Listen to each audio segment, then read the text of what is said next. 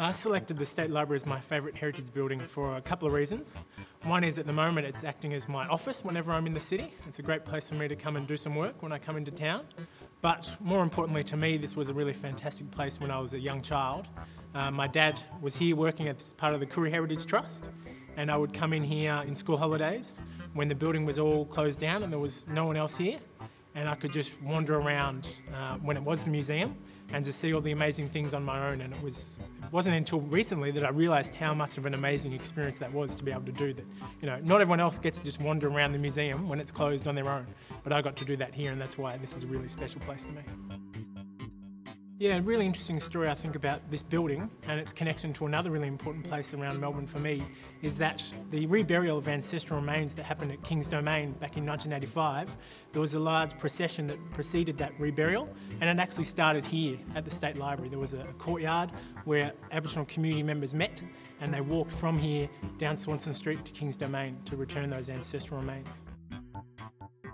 So the Koori Heritage Trust was originally located here at the State Library when it was the museum, and was here until the museum moved and went off to the exhibition gardens. And at that stage the Koori Heritage Trust then moved, they were planning to move to a new building over on Lonsdale Street that unfortunately got burnt down. And then they moved to a new spot on Flinders Lane, and then they moved to King Street where they were for quite some time, but now they've just relocated to Federation Square. And I was fortunate enough to be involved in the design process for the relocation project.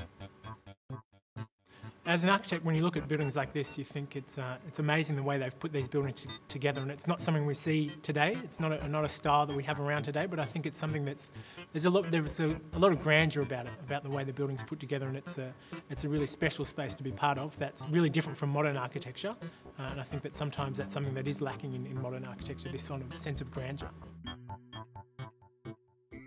And what I really like about these sorts of spaces, it's the large volumes, the large heights, it's all the little details that are part of the building, and that you can just spend hours just staring at all the little fine details that are part of this building and getting the sense of this mysterious place that we're a part of. Yeah, another really nice part of this building that I really love is actually out on the street. A little piece of artwork out there that's a bit of a shard of the building. And I remember when it first was placed there, I was just a little kid, and the wonder I had, where did this little bit of the building come from? Why is this still lying on the ground here? And as a budding architecture student, it really excited me, the ways of engaging with the building and engaging with the space, having that little shard out there.